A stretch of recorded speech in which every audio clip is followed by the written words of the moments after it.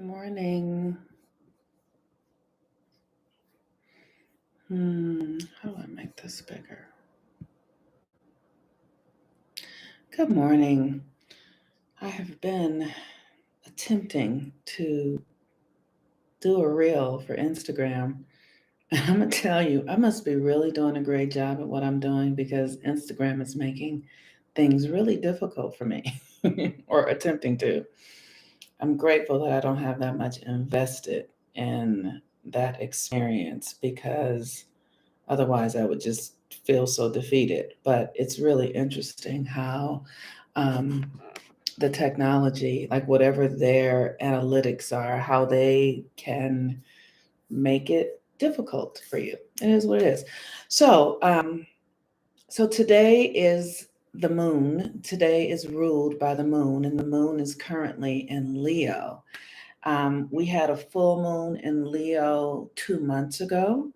And the Leo energy is the energy that governs our heart, literally, like the playfulness, the pleasure, the inner child, um, like the things that it's Leo is a really interesting energy because it's the only energy where it gives permission for you to be really present to your ego. And what that means is like the things that make you who you are, the things that make you unique in who you are, the things that separate you from others. It's very important for us to understand our own unique gifts and talents so that we can bring them to the table, to the community, to this earthly experience. And each of us has unique gifts and talents. Now, the challenge is that we live in a culture that doesn't cultivate the uniqueness. It also we live in a culture that um, that awards sameness, that gives awards to compliance and people follow falling in line and being obedient to the masses. We live in a culture that awards that sort of people who acquiesce, right? Because you fit in, you belong, you feel safe. But the real gift is in not doing that, being able to walk your own unique path. And if you think about the people who have cultivated their uniqueness and stood in the power of who they are through their own gifts and talents and cultivated that, those are the people that stand out, that actually begin to get the energy and the agreement, the attention of those who have given over their uniqueness. I mean, it's a really interesting thing. And I see it for myself in areas of romance easily. And this is one of the things that's a way to, because Leo actually governs romance in the heart. And we have an idea in our culture what love and romance is supposed to look like. We have fantasies about it. You know, he needs to love you. He needs to sweep you off your feet. He needs to make you feel seen. All those sort of romantic notions that are anchored in our cultural agreements and our cultural acceptability. And the truth of the matter is that when I think about what really moves me romantically, it has nothing to do with what the culture says is valuable, is good. Like that doesn't really suit me. And so, one of the things that's really important for us to do is be able to understand ourselves, our unique way of being. How do you experience and generate love for you in your life? And this has nothing to do with anybody else. When you understand your own patterns, your own needs, your own desires, your own and question, why do I need this? Why do I desire this? Am I desiring this because it's something that my mother told me or that my mother wanted for me, and so now I want it? Like really getting to the bottom getting into the details of your own ways of being so that you can be responsible for your needs and for what it is that is important to you.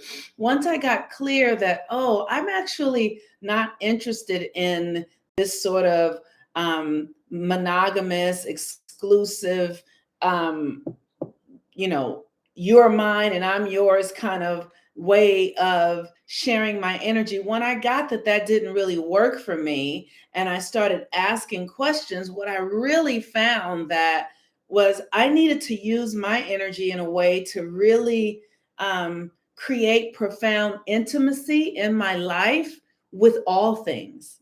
Like I need to experience the depths of intimacy in multiple ways that doesn't have anything necessarily to do with anybody else. It's just my energetic imprint and configuration that desires depth and deep, heartfelt connections and feeling seen and connected more than to just one person, but really to myself, so that I know what I need, who I am, what serves me, what I can do, what I bring, what I offer, what makes me, what retracts me, what expands me. Like I needed to be deeply intimate with myself first and foremost and understand myself. And in that, I could create greater expansive intimacy with anyone else, should I choose to, because I have mastered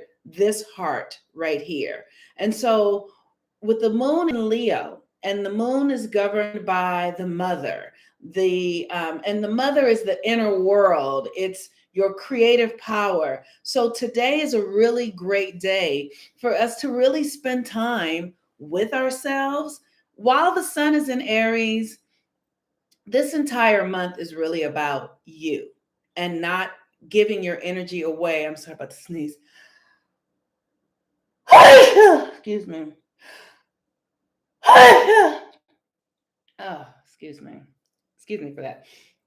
So, this energy this month is really about the way we love and nurture and care for ourselves, what we can do for ourselves, and how we can be with ourselves is the pattern for how anyone else can be with us or will be with us. I mean, it's really a fascinating thing because so many of us are conditioned to desire love, and we think it's supposed to come from someone else. It's supposed to be an externally based thing. But love, first and foremost, is an internal experience of, of loving yourself and giving yourself what you need and acknowledging what you need and knowing what you need and sourcing your own experience of loving through yourself.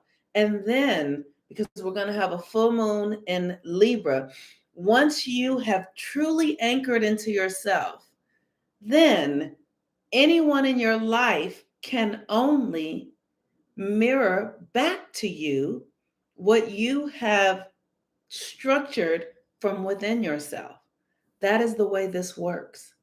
If you are deeply accepting yourself, honoring yourself, loving yourself, and only you know what that is. You know what it means.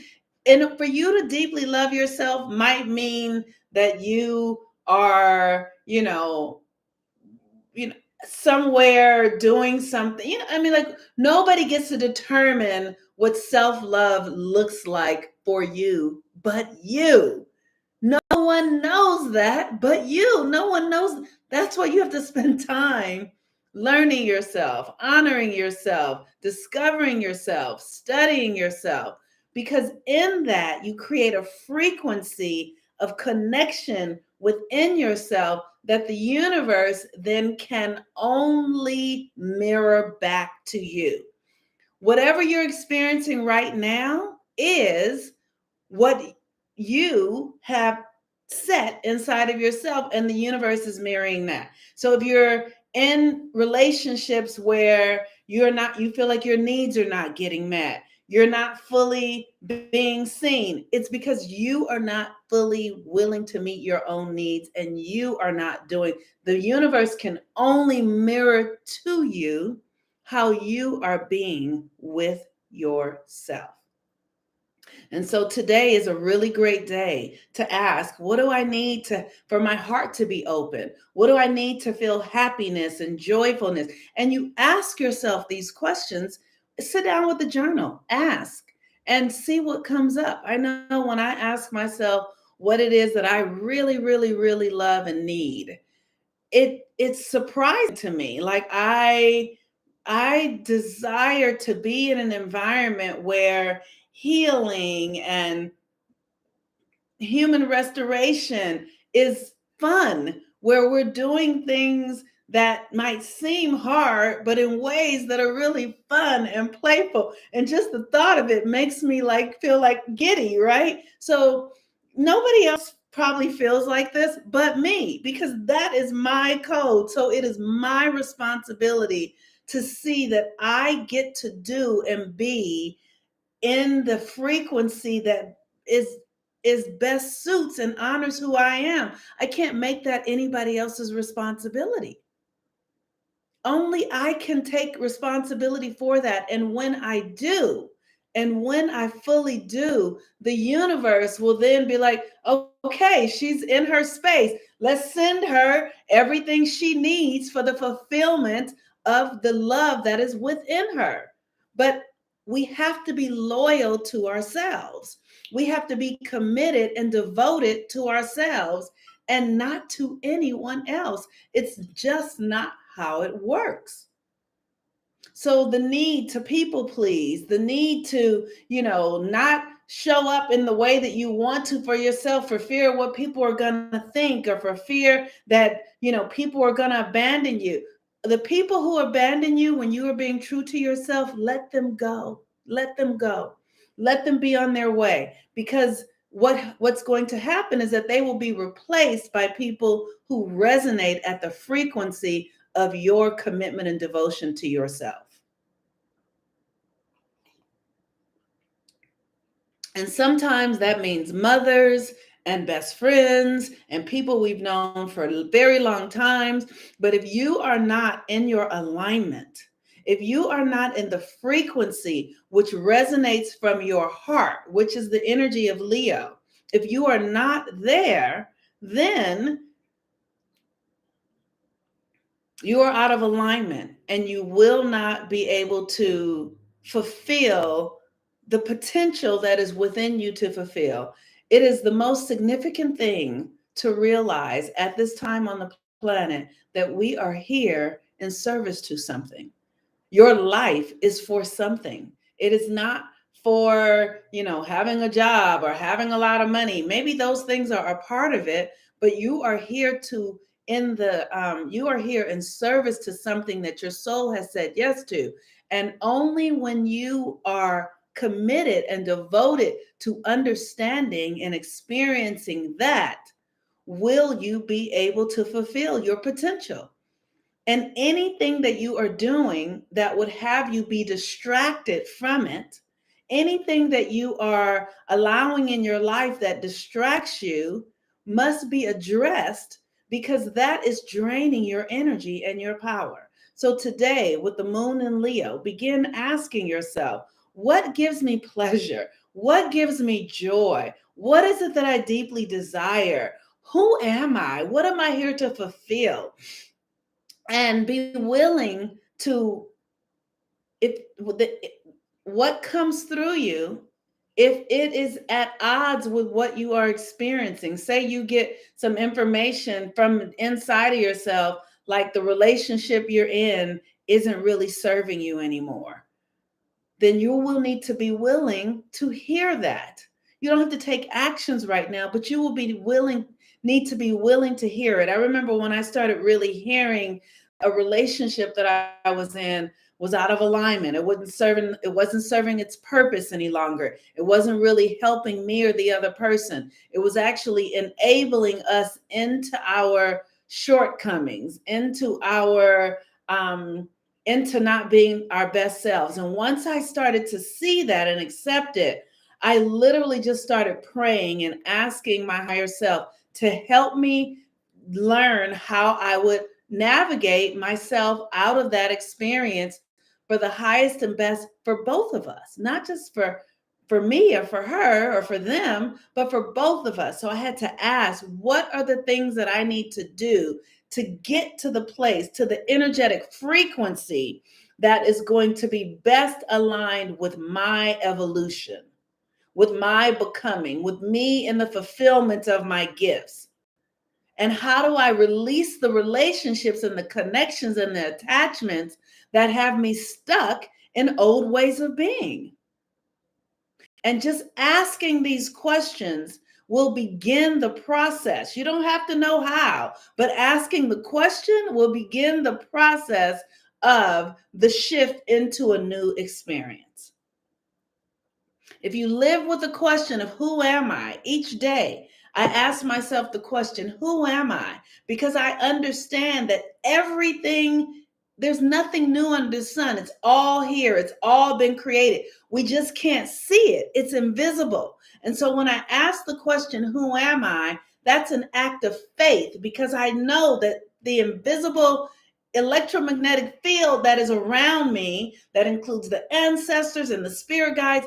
When I ask, who am I? What's happening is the reality of who I need to function as today gets dropped into my consciousness.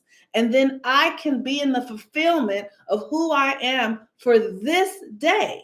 It is so important for you to understand that you are a geographical location in the mind of God. Your natal chart, the time you were born, the day you were born, the location that you were born in, all of that is a geographical location in the mind of God, known as you, known as Monique, right? So when I ask the universe, who am I? Literally, the universe brings in a GPS signal, a frequency that brings me into the alignment with who I am born to be on this day. And it changes every day, every minute, right? So you can always ask, who am I? Who am I? And literally, you don't have to know an answer because what you're really doing is asking your higher self to align you to a frequency of your authenticity and your authentic blueprint. And when because we live in this Western world, we're so attached to, I'm this, I'm a mother, I'm an attorney, I'm a doctor. Those are not who you are. Those are just roles and characters. Who you are is a configuration of God. That is who you are. And when you're asking, who am I? You are allowing that configuration of the divine to be embodied within you so that you can function as you are designed to function. Or you can ask, how should I function? How should I function in this situation? What is the highest and best in this moment? How can I be myself in this relationship? Asking these questions will drop in a frequency that allows you to function at the level of the question that was asked. All right, you all. So today is a moon day. The moon rules the mother, the inner world, your feelings. Leo moon, we're in the first quarter phase of the moon. So we are now every month we have to do an up level. Every month we have to take on more. We're always in a state of becoming. It's constant, right? So at the first quarter phase is when you literally begin to take on a new way of being. So what is the one thing you can do today that honors who you are? And because the moon is in Leo, it can be something playful, pleasurable, but it needs to be new. It needs to be something. And here's the thing, newness is a state of mind.